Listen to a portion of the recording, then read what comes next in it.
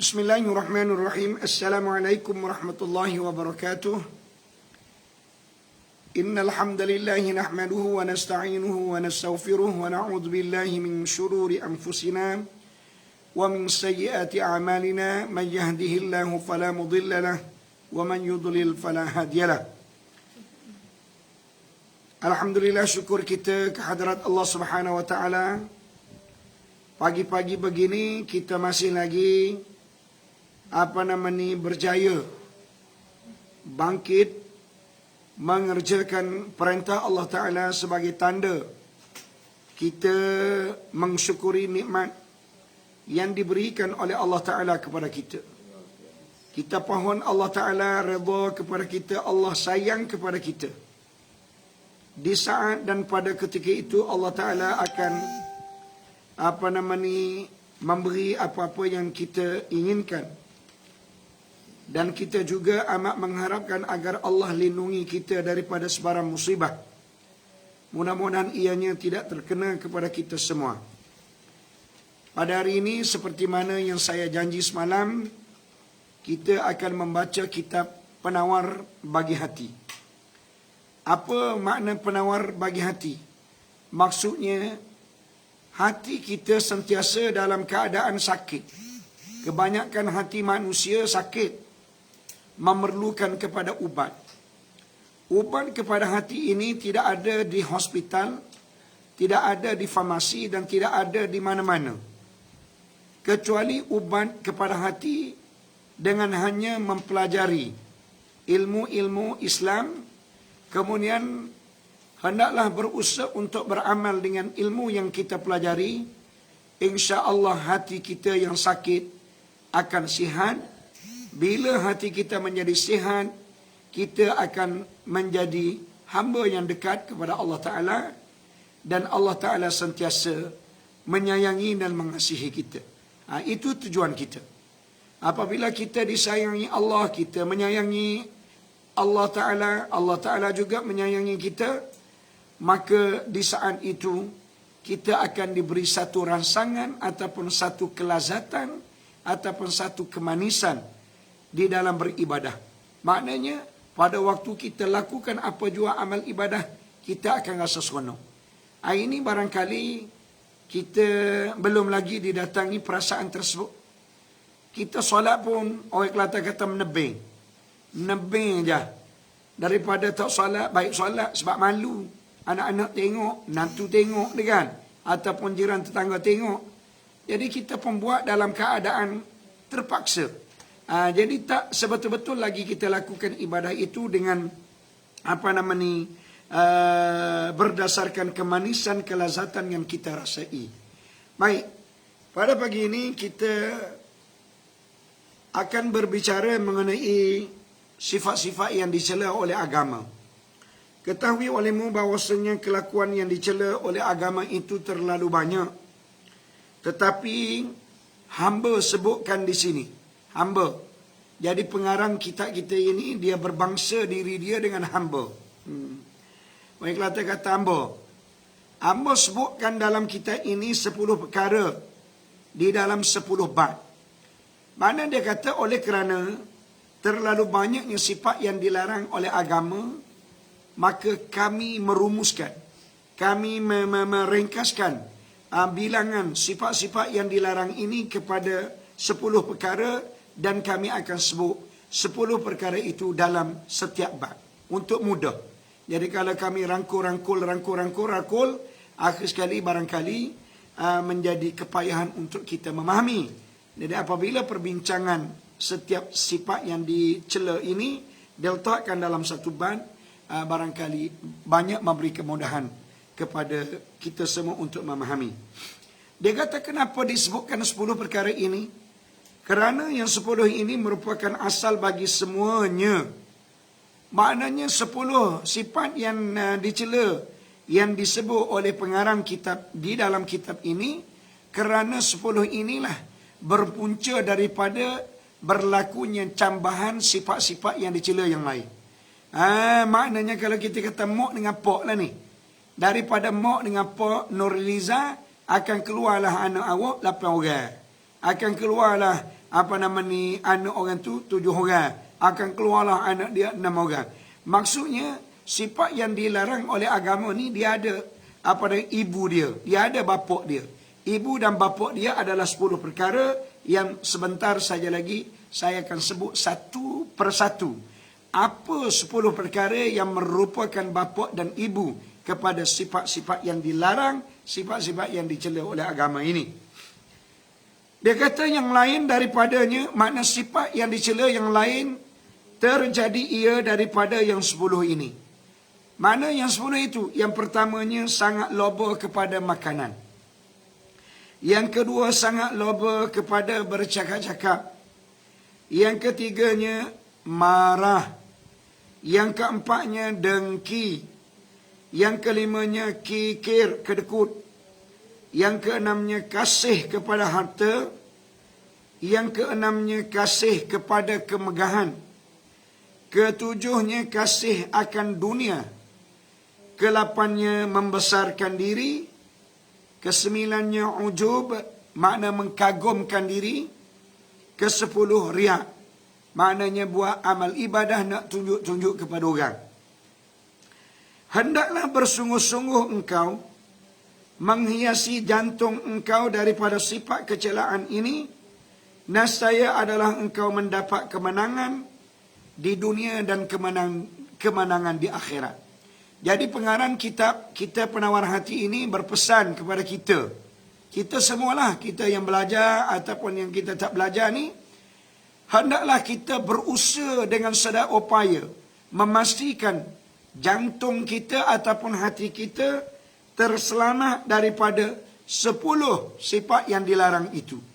Apabila terselamat kita daripada 10 sifat yang tercela itu, sudah tentu kita akan diberi kejayaan dan kemenangan sewaktu kita berada di dalam dunia lagi, dan juga kemenangan dan kejayaan ini berpanjangan sehingga kita berada di negeri akhirat, dengan arti kata kita akan dimasukkan oleh Allah Ta'ala ke dalam syurganya. Ini berdasarkan firman Allah Subhanahu Wa Ta'ala. Mana dalil Allah Ta'ala mengatakan bila kita berjaya menjaga hati kita daripada 10 sifat yang disebut tadi, kita akan memperoleh kejayaan. Berdasarkan firman Allah Subhanahu Wa Ta'ala dalam surah Asy-Syams, Allah Ta'ala kata qad aflaha man zakkaha, sesungguhnya berjayalah bagi mereka-mereka yang membersihkan dirinya daripada sebarang kekotoran sifat-sifat yang dilarang. Apa yang dimaksudkan membersihkan dirinya?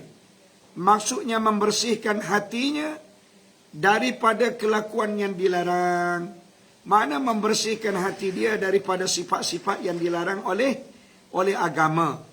Dan yang kedua, berdasarkan sabda baginda Nabi sallallahu alaihi wasallam, Nabi kata at-tahuru syatrul iman.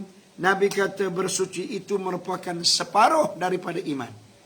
Mana membersihkan daripada sebarang kekotoran itu separuh daripada iman. Maknanya nak tahu seorang tadi beriman ataupun tidak dia kepada Allah Ta'ala, separuhnya pada membersihkan jantung dia ataupun hati dia. Mana menjaga hati agar sentiasa dalam keadaan bersih dan suci merupakan sebahagian daripada iman. Sebahagian lain berada pada sembahyang, pada zakat, pada puasa, pada haji, pada menolong orang dan sebagainya. Ingat baik-baik, ini merupakan satu perkara yang besar. Sebab itulah dalam dalam penciptaan tubuh badan manusia ini diterangkan oleh Allah Ta'ala, ada bahagian ataupun anggota-anggota yang tertentu yang diciptakan oleh Allah Ta'ala yang paling mulia daripada lain-lain anggota. Di mana Allah Ta'ala berfirman, Allah Ta'ala kata apa? Wallahu akhrajakum min butuni ummahatikum. Allah Ta'ala lah yang mengeluarkan kamu daripada perut makmu. Hei manusia, yang kamu sekarang berada dalam dunia ni, kamu keluar daripada apa? Kamu keluar daripada perut makmu. Siapa dia yang mengeluarkan dia? Allah. Ingat baik-baik Kak Nuriah. Kadang-kadangnya anak kita apabila cukup 9 bulan, berdasarkan kiraan yang telah dikhabarkan oleh pihak doktor.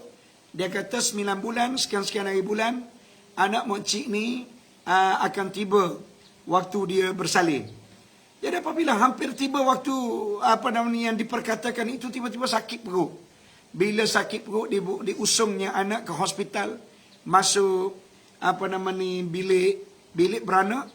Tak berapa lama beranak. Maknanya dia melahirkan anak tepat mengikut waktu jangkaan doktor itu. Jadi soalannya, apakah bijak doktor itu memberitahu tarikh kelahiran anak itu? Tak. Doktor ini meramalkan berdasarkan ilmu yang dia pelajari. Kadang-kadang apa yang diramalkan itu betul, kadang-kadang tersasar sedikit sebab ramal. Yang tepatnya Allah Ta'ala. Allah Ta'ala mengatakan yang mengeluarkan kamu daripada perut makmu itu bukan doktor, bukan siapa-siapa, bahkan aku. Jadi sebab itulah kakakku ada satu cerita. Satu cerita ni baru-baru ini berlaku kepada seorang anggota, di mana dia telah dimaklumkan oleh pihak hospital bahawa isterinya didapati anak dalam kandungannya telah mati. Pada waktu usia dalam kandungan itu 6 bulan. 6 bulan doktor memberitahu kepada suami dia. Doktor kata, bang, minta maaf banyak. Ini ujian Allah Ta'ala kepada bang. Anak dalam kandungan isteri abang ni tidak gagal berjaya diselamatkan. Dia dah mati dah. Sedih suami dia, sedih. Sedih suami dia, sedihlah oleh kerana anak ni merupakan anak yang pertama dan mengikut apa yang diberitahu oleh pihak doktor, anak ni adalah anak lelaki. Kenapa anak lelaki ni orang suka belaka? Padahal anak lelaki dengan perempuan ni tak ada beza. Tak ada beza, anak lelaki dengan perempuan ni tak ada beza, sama-sama anak. Barangkali kita memikirkan anak lelaki ni boleh kita bawa ke merata tempat, boleh jadi begitu go. Ataupun senang nak beli barang, dia boleh pikul, dia boleh usung. Anak perempuan ni tak boleh sebab sifat kewanitaan dia itu mana tidak sesuai untuk memikul barangan seperti mana orang lelaki. Jadi sedihlah dia. Apabila dalam keadaan sedih, dia pun telefon saya nak kebumikan anak dia ni. Saya tanya, anak ni berada di mana? Dia kata masih lagi kat hospital. Ya, kat hospital tu di mana? Di luar ke ataupun masih lagi dalam kandungan isteri? Dia kata masih lagi dalam perut isteri lah. Tapi doktor kata sebentar saja lagi dia akan pisah untuk keluarkan anak tu. Tuan-tuan sekalian, apa yang berlaku? Kita pun tunggulah. Kubur sudah pun digali. Galilah kubur-kubur budak kan. Kubur budak ni taklah besar sangat. Sempit je. Tunggu. Habis satu hari. Dia tak telefon. Tunggu pula besok. Tunggu. Habis satu hari. 2 hari. Hari yang ketiga kita pun lupa dah. Lupa dah sebab 3 hari ni kita tak ingat dah. Orang lain masih lagi menunggu. Tunggu. Habis hari yang ketiga. Tunggu pula hari keempat, habis hari keempat. Hari yang kelima baru anak tu boleh keluar daripada perut. Jadi doktor sebenarnya dia memutuskan untuk cara yang terakhir mengeluarkan anak ni dengan cara membuat operasi lah. Tetapi sebelum itu kata doktor, kita ikhtiar untuk makan ubat dulu, membolehkan dia bersalin normal. Maknanya sampai 5 hari. Kalau kita kata, ya Allah Rabbi 5 hari ni lama sangat. Sakit bini dia ni gelepar, dodeh-dodeh dah sakit. 5 hari. Jadi soalnya, siapa dia yang berkuasa mengeluarkan anak? Jadi sebab itu perlu kepada kita faham. Yang berkuasa mengeluarkan anak itu Allah. Sebab itulah Allah Ta'ala mengatakan, Wallahu akhrajakum min butuni ummahatikum. Allah yang mengeluarkan kamu daripada perut makmu. Walaupun kita usaha ikhtiar macam-macam sekalipun, bila Allah Ta'ala kata, tak boleh, aku tak izinkan keluar, maka tidak akan keluar, walaupun hebat macam mana sekalipun doktor. Kemudian, Allah Ta'ala kata, وَجَعَلَ لَكُمُ السَّمْعَ wal absara wal afidah. Selepas daripada aku ciptakan kamu, kata Allah, aku ciptakan beberapa komponen utama yang amat berharga. Aku beri secara percuma kepadamu. Apa dia? Wa ja'ala lakumus sam'a. Aku jadikan kamu pendengaran. Makna Allah Ta'ala beri telinga untuk kita mendengar. Wal absara, dan Allah Ta'ala beri mata kepada kita untuk kita melihat. Wal afidah, dan Allah Ta'ala beri kepada kita hati supaya kita mudah faham. Apa yang kita tengok, apa yang kita dengar, dia akan memberi kefahaman kerana hati. Jadi sebab itu dalam ramai-ramai murid kita yang belajar pada pagi ni, adalah seorang dua orang tak berapa faham apa yang kita sampaikan. Tak faham tu kerana hatilah. Barangkali hati dia tak berapa bersih. Barangkali hati dia ni kurang pikat. Jadi maknanya hati ni merupakan penakalan yang paling penting bagi seseorang manusia untuk memastikan mereka itu cepat memahami ataupun lambat memahami. Cepat bertindak ataupun lambat bertindak, cepat terasa ataupun tidak. Di hati. Mana apa-apa pun, hati ini merupakan alat yang paling utama daripada semua alat tadi. Iaitu telinga dan juga mata. Baik.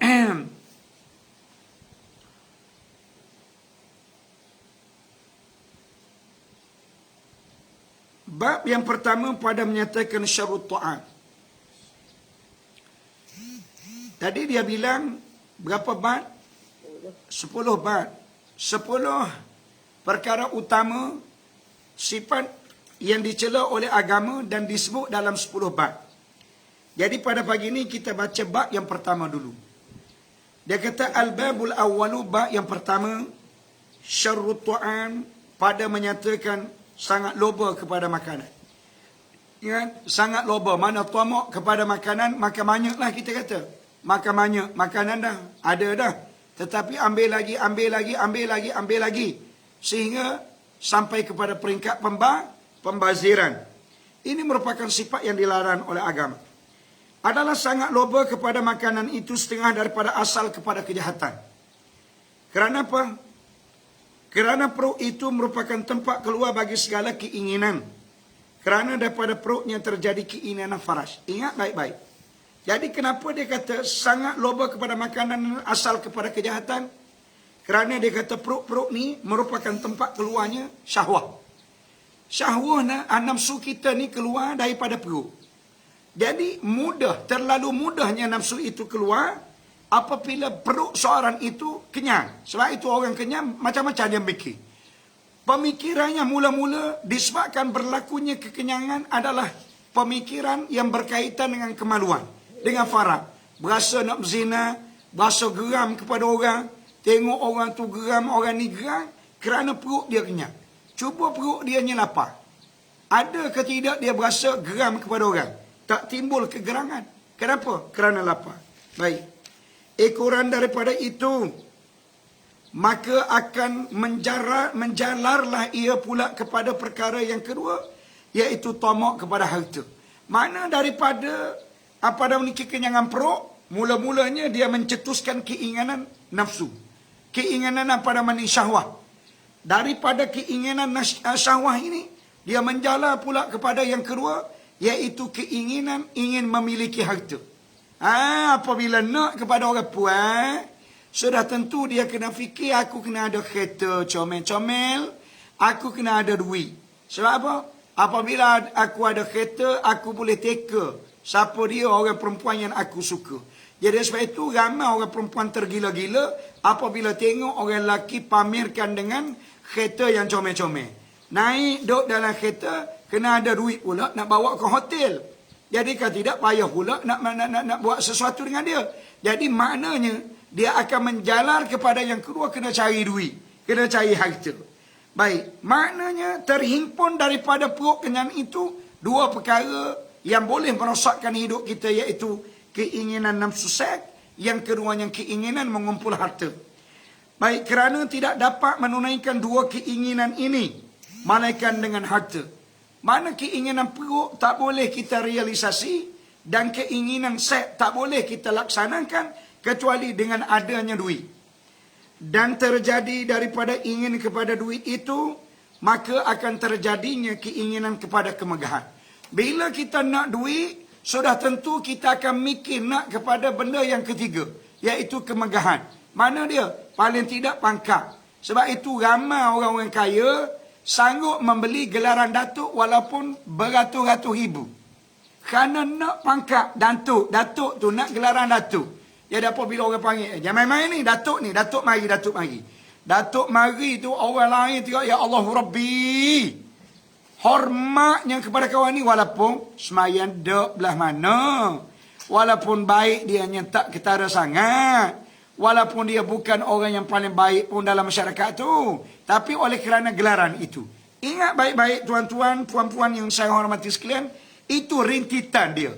Rintitan daripada adanya harta dia nak kepada kemegahan. Apabila ada kemegahan, dengan kemegahan inilah dia tunjuk kepada orang. Sebab itu kita tengok sekarang. Apabila seorang itu dilantik menjadi pemimpin, maka mula-mula sekali dia tunjuk apa dia? Dia tunjuk rumah besar. Dia tunjuk apa dia? Dia tunjuk kereta mewah. Dia tunjuk apa dia? Dia tunjuk pakaian dia mahal. Dia tunjuk kehebatan dia. Tapi dia dengan Allah Ta'ala fair. Dia dengan Allah Ta'ala tu ibarat kata budak tadika. Imam budak tadika tu lebih bagus lagi. Jadi tunjuk kepada orang, ya Allah Rabbi. Dan orang kita pun gila juga. Orang kita ni mabuk juga. Jadi apabila tengok orang yang seperti itu, kita sanjung. Kita hormat. Kita agungkan dia. Sepatutnya tak perlu kita agung-agungkan. Tak perlu kita hormat. Yang perlu kita hormat mana dia? Orang yang selalu pergi ke masjid. Orang yang selalu belajar. Orang yang selalu berkecimpung dengan urusan agama ni. Yang tu kena hormat. Yang jangan-jangan sekali ni kita layan dia seperti biasa je. Jangan lebih-lebih. Ekoran daripada kita memberi layanan terbaik kepada dia, menyebabkan ego dia makin bertambah.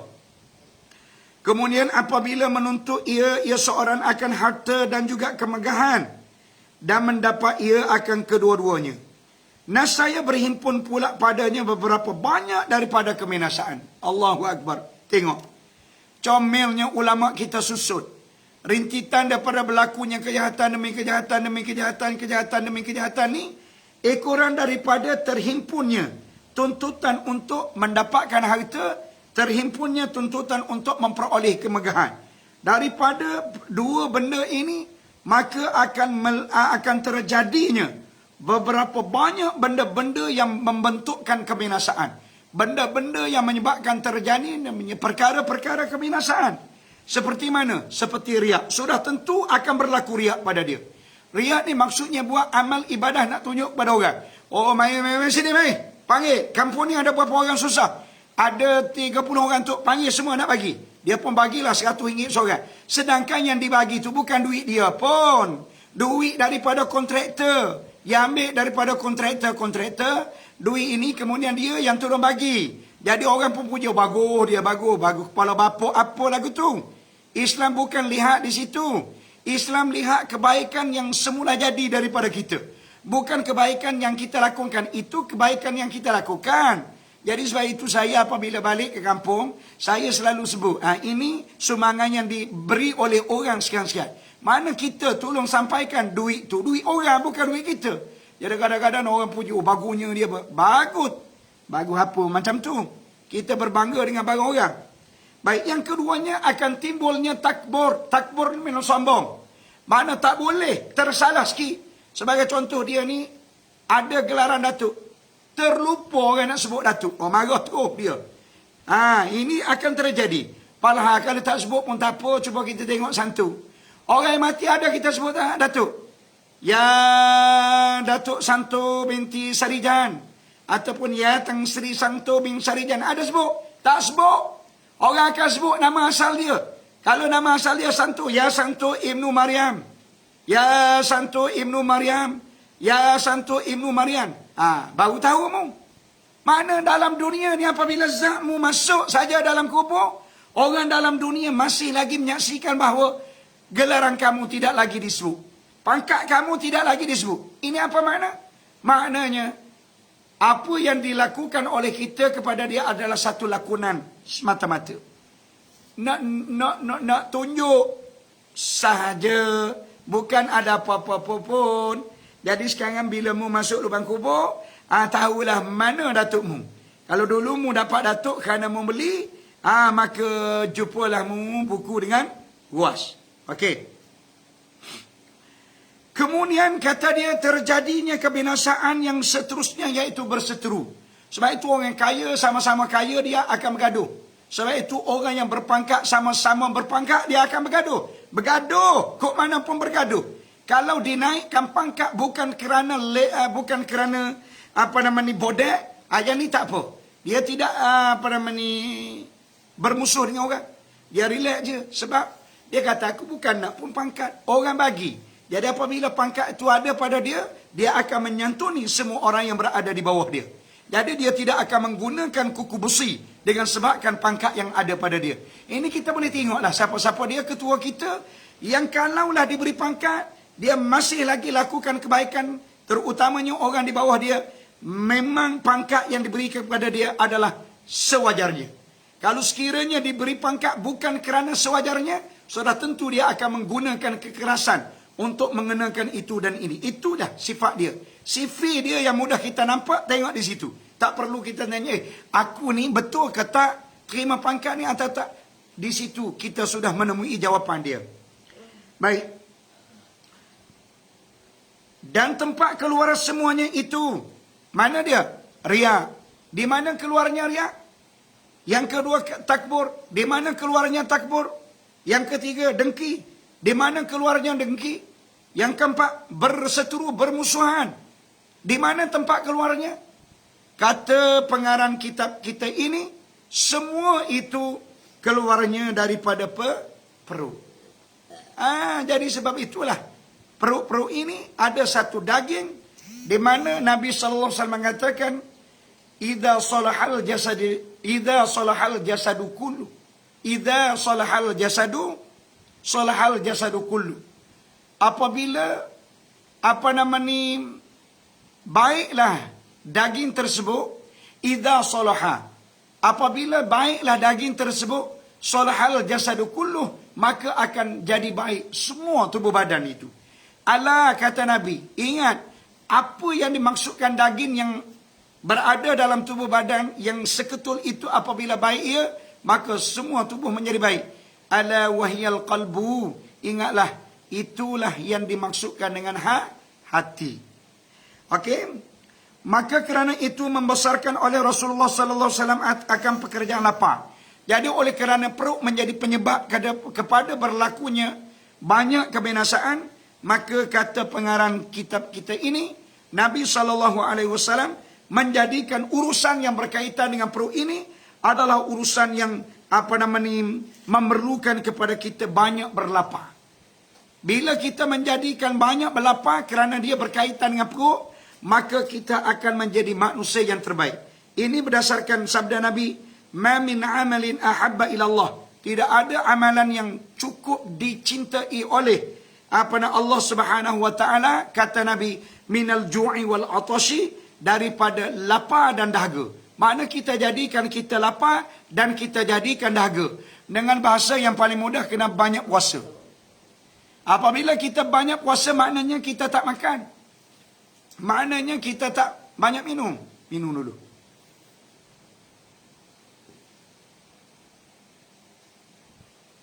Apabila kita tidak banyak makan dan tidak banyak minum, maka di waktu itu akan lahir pemikiran yang tajam-tajam. Pemikiran yang terbaik, yang menyebabkan kita akan mikir benda-benda yang baik saja. Benda-benda yang membolehkan kita mengumpul pahala. Benda-benda yang boleh mendekatkan diri kita kepada Allah Subhanahu wa taala. Dan Nabi sallallahu alaihi wasallam mengatakan, sayyidul a'mali al-ju'. Nabi kata penghulu kepada segala amal. Dalam dunia ini terlalu banyak sangat amal. Penghulu ketua kepada amal, kata Nabi, al-ju'u, iaitu lapar. Dan Nabi mengatakan al-fikru nisful ibadah. Berfikir itu adalah separuh daripada ibadah. Wa qillatu ta'ami hiyal ibadah. Manakala sedikitkan makan itu merupakan satu ibadah. Kita mikir, aku nak buat apa sekejap lagi? Aku nak pergi mana sekejap lagi? Apa yang boleh aku bantu sekejap lagi? Separuh daripada ibadah. Allah beri pahala kepada kita. Seolah-olah kita melakukan separuh ibadah. Tetapi apabila kita berusaha menjadikan sedikit makan, Allah Ta'ala beri pahala kepada kita seolah-olah kita melakukan satu ibadah. Mana separuh dengan satu, mana besarnya? Sudah tentu besar satu. Hari ini barangkali saya pun tak makanlah. Minum saja. InsyaAllah. Mudah-mudahan Allah Ta'ala beri kepada kita pemikiran yang tajam dan beri kepada kita ringan untuk melakukan amal ibadah. Dan sabda Nabi sallallahu alaihi wasallam lagi, afdalukum indallahi atwalukum ju'an wa tafakkuran. Nabi kata seafdal kamu di sisi Allah Ta'ala ialah orang yang banyak berlapar dan orang yang banyak berfikir. Wa afdalukum ilallah, dan orang yang paling Allah Ta'ala benci dari kalangan kamu, kata dia Aida, yaitu kullu akulin, orang yang makan banyak, syarubin, orang yang suka minum, naumin, dan orang yang suka tidur. Orang yang suka-suka belaka. Suka makan banyak, suka minum banyak, suka tidur. Orang ni orang yang Allah Ta'ala cukup benci. Dan sabda Nabi sallallahu alaihi wasallam, ma mala ibnu adam wi'an syarran min batnihi. Tidak ada suatu bekas yang lebih jahat di sisi Allah Ta'ala berbanding dengan perut. Berbanding dengan seorang itu memenuhi perut. Bekah yang cukup jahat di sisi Allah Ta'ala berbanding dengan perut seseorang yang dipenuhi dengan makanan. Maknanya makan banyak lah tu. Maknanya orang yang makan banyak, Allah Ta'ala cukup benci, kerana perbuatan ini adalah perbuatan yang cukup jahat. Baik hasbabna adama luqaimatun yuqimna salbuh. Nabi kata cukuplah bagi seseorang manusia itu hanya memakan beberapa suap makanan yang boleh membetulkan tulang belakang. Kakakku Fatimah, makan sikit je. Nabi kata cukup bagi seorang itu memakan beberapa suap makanan yang boleh membetulkan tulang belakang dia. Maksudnya yang boleh menjadikan dia hidup dengan aman dan boleh menjadikan dia cergas. Jadi kalau makan banyak ni dia tak jadi cergas macam lembu. Lepas makan, akhir sekali letih dia tidur. Bangun tidur dia berok. Lepas tu dia makan pula. Ada tu kita nak jadi lembu ke? Kita nak jadi lembu. Lembu tak apa dia, apabila cukup 2 tahun, orang akan pilih untuk dijadikan binatang kurban. Kita manusia tak begitu. Kita manusia, apabila sampai satu masa kita dimatikan, kita akan dibangkitkan semula oleh Allah Ta'ala untuk menerima keputusan. Keputusan amal. Sama ada amal yang kita lakukan itu banyak amalan baik, ataupun banyak amalan jahat, kita akan menerima salah satu daripada keputusan. Sama ada kalau amal kita banyak keputusan baik, mana syurga. Kalau amal buruk kita banyak keputusan dia neraka. Adakah kita sanggup masuk neraka? Jawab dia tak sanggup. Bila tak sanggup, cubalah kakak-kakakku semua yang menonton live Facebook saya ni, tengok ke tubuh tu nampak besar belaka. Saya seorang kecil. Saya seorang je kecil, ramping lagi. Jadi yang lain besar. Kak Mazian pun besar, Mahyudin pun besar, Kak Salma pun besar, Kak Nuriah kecil, Kak Ainun pun besar, Aidah lagi besar, Kak Fatimah lagi besar. Apa lagi? Kak Alijah kecil sikit, Kak Asmah mana satu ni? Kak Asmah guru, Kak Mazian besar. Baik, kita makan sikit. Tapi masalahnya kita dah makan sikit dah Kak, kan? Tapi oleh kerana kerangka kita besar, dia besar juga. Yang tu tak apa. Mana pengajian kita pada pagi ini, jangan banyak makan. InsyaAllah sekadar itu dulu yang dapat saya sampaikan dalam kuliah kita pada pagi ini. Sama-samalah kita berdoa kepada Allah Ta'ala. Semoga Allah Ta'ala kekal kita di atas keimanan. Bismillahirrahmanirrahim. Alhamdulillahi Rabbil Alamin. Wassalatu wassalamu ala Rasulillah wa ala alihi wa sahbihi ajma'in. Ya Allah, ya Tuhan kami, jadilah murid-murid kami ini murid yang terbaik. Ya Allah, kekallah mereka di dalam majlis pengajian ini sampai mereka dimatikan oleh-Mu. Ya Allah, berilah kesenangan, berilah kemudahan, berilah kedamaian, berilah apa-apa yang menyukakan mereka sepanjang masa. Ya Allah, jadilah anak cucu mereka semuanya anak cucu yang beriman dan bertakwa kepada-Mu.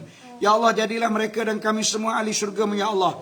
Ya Allah, berilah kemurahan rezeki yang curah-curah banyaknya kepada mereka semua, Ya Allah. Ya Allah, jadilah kami umat Islam ini umat yang bersatu hati, umat yang tidak suka bergaduh, umat yang suka tolong menolong, bantu membantu, Ya Allah. Hilangkanlah COVID-19 yang melanda dunia dan negara kami ini. Ya Allah, engkau tolonglah umat Islam saudara kami di mana saja mereka berada yang menghadapi penindasan daripada kafir laknatullah. Ya Allah, engkau musnah dan binasalah golongan kafir yang jahat-jahat ini ya Allah. Wa sallallahu ala Muhammad wa ala alihi wa sahbihi ajmain. Walhamdulillahi rabbil alamin. Taqabbalallahu minkum minna wa minkum taqabbal ya karim.